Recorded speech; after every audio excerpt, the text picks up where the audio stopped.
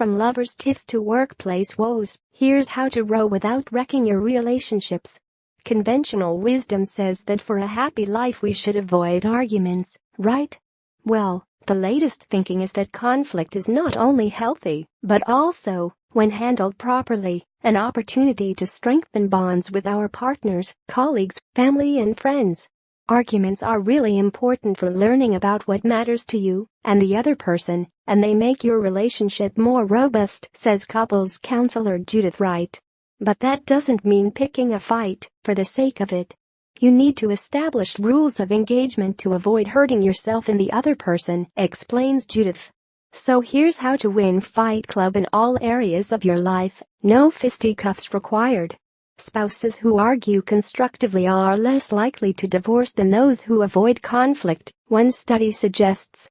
And 76% of Brits believe couples should argue often in a healthy marriage, ideally an average of 3.9 times per month. Fighting that includes violence or verbal abuse is clearly never acceptable, says Judith. But most rows with your partner represent an opportunity to resolve issues and make you stronger. Keep it specific, stick to concrete complaints if you want your argument to be constructive. For example, it bothers me when you leave the toilet seat up, as opposed to, you're a slob, says Judith. Generalizations such as, you always do X, you never do Y, are also unhelpful self-fulfilling prophecies. The more you say it, the more people will act that way, believing it's expected. Be an active listener. Subtle visual cues like nodding when the other person says something will make them feel heard, says Judith. It's also a good technique to paraphrase what you think they've said to check you're on the same page. That way you won't hear only what you want to hear. Take stock when the dust has settled. Spend a few minutes thinking about what the fight really represents, says Judith. For example, arguing about chores can stem from a desire to be appreciated. You may find your fight is merely scratching the surface of a wider underlying issue. Most of us would rather send a passive-aggressive WhatsApp than get into a row with a friend, with women finding it even harder to ditch a mate than dump a lover. We're wary of arguments in friendships because they can be more fragile than a romantic relationship, says psychotherapist Mark Vernon. Vocalize the issue. If your friend's actions make you feel hurt, it's important to let them know, says Mark.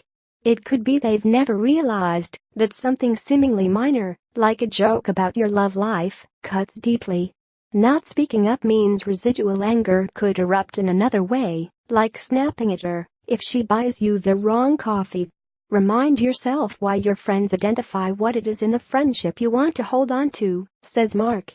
This is particularly important when you're old friends and might have lost sight of what you have in common. If you have a mental picture of a happy time you spent together, or appreciate a quality such as their honesty or support, keep this in the forefront of your mind. When you next disagree, you'll have reconfirmed your connection, so it's less likely to spiral into a bigger row. Don't seek backup. It might seem helpful to analyze the argument with another friend, says Mark. But if someone feels ganged up on in a friendship group, spats quickly escalate and can be much harder to come back from. When a disagreement arises in the office, do you wish you could hide under your desk until it blows over?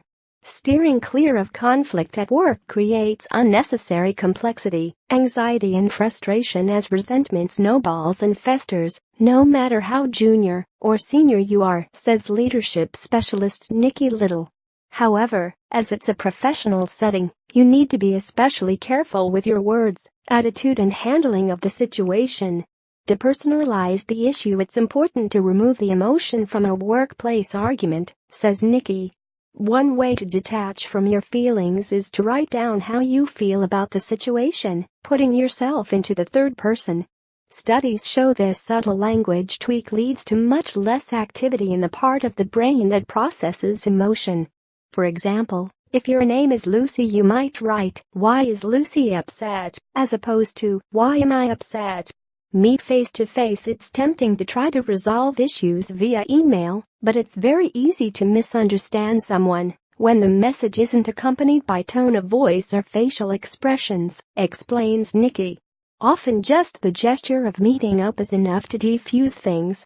Start with common ground instead of jumping straight into your grievances. Say something like, "We both want